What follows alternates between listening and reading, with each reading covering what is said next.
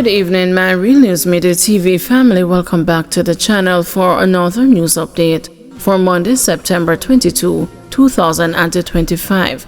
And in the news this evening, KSAMC begins a cleanup of political campaign paraphernalia. The Kingston and the St. Andrew Municipal Corporation has started cleanup operations to remove political campaign paraphernalia from the corporate area. Political parties were given until September 17 to clear the island of campaign materials from the general election, including posters and the flags. However, the items remain visible in some areas. KSAMC chairman and the mayor of Kingston, Andrew Swaby, and a team were out on the streets early Sunday morning, removing the materials from the main roads on the eastern side of Kingston. Mr. Swaby has again appealed for the two main political parties to have their representatives conform to the directive of the political ombudsman, asserting that it is unfair for municipal corporations to bear the cost of cleanup. I must commend some of them from both sides who have taken them aside, but there's a lot still out there that needs to be taken.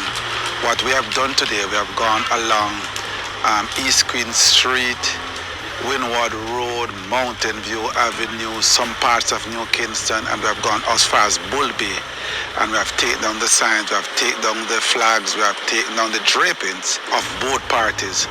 And you'd have recalled that I've said in my statement announcement at the last council meeting that the time has come for the KSAMC to consider us, to consider the political parties to pay a deposit or a bond. Councillor urges NWC to fix the Norbrook pipeline after heavy rains worsen road conditions. Councillor for the Barbican Division, Joy Codrell, is urging the National Water Commission to properly repair a damaged pipeline in the Norbrook community, which she says is preventing road restoration efforts by the Kingston and the St. Andrew Municipal Corporation following heavy rains over the weekend. Majority over most of the communities, you see where NWC come and dig up the place, they don't do it properly and it create a problem. So this is what, and then now the rain come yesterday, everything just is a mess.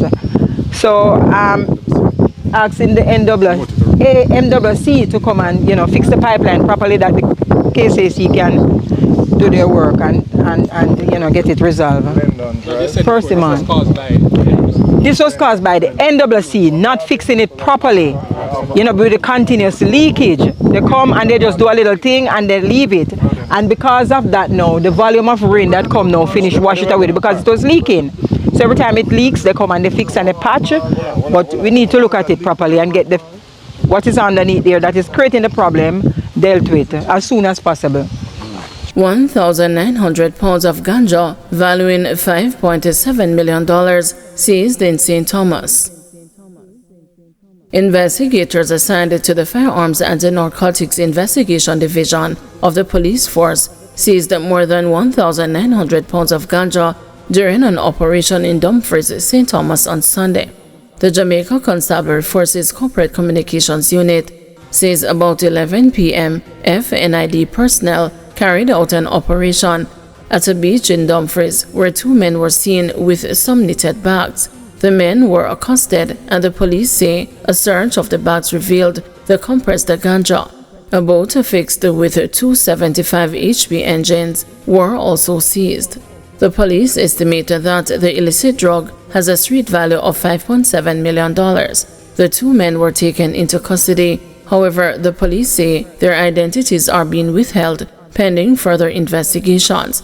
Acting Director of FNID, Superintendent of Police Oral Henry, emphasized the implications of the seizure. The proceeds from these drugs are often used to purchase illegal firearms, which are then trafficked into Jamaica. By disrupting this operation, we have not only prevented a significant amount of drugs from reaching their destination, but have also cut off a key financial pipeline for criminal gangs. Our sustained efforts with the help of our port partners are crucial in intercepting criminal activities, said Henry. The public is reminded to report illegal firearms and narcotics by contacting FNID at 876 923-6184, the National Intelligence Bureau at 811, Crime Stop at 311, or the nearest police station. Supreme Ventures shocked by murder of veteran jockey O'Neal Mullings. Supreme Ventures Racing and Entertainment Limited, the operator of Caymanas Park, says it is shocked and saddened by the tragic death of veteran jockey O'Neal Mullings. Mullings was gunned down on Sunday in his St. Andrew community. The police stated that the attack reportedly stemmed from a dispute. Two brothers have been listed as persons of interest by the St. Andrew South Police. Supreme Ventures, in a media release on Monday, noted that Mullings began his riding career in 2002 and has recorded 415 career wins. The company said his dedication and skill in the saddle made him a respected figure among his peers and in Jamaica's racing community. We express our deepest sympathies to his family, colleagues in the racing fraternity, and the loved ones. May his soul rest in peace.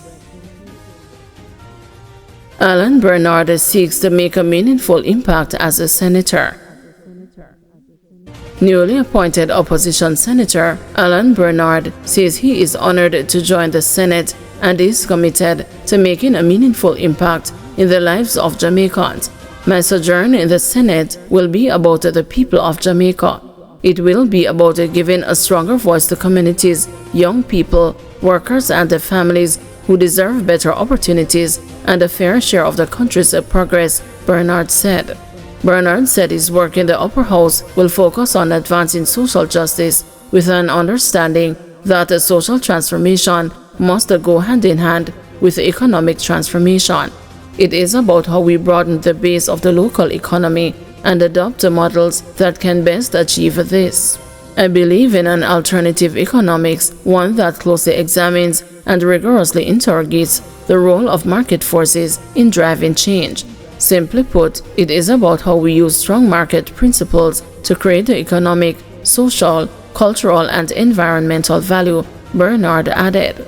Bernard emphasized his determination to bring fresh ideas and bold advocacy to Parliament, ensuring that the Senate becomes a platform where people's concerns are championed and the solutions are advanced.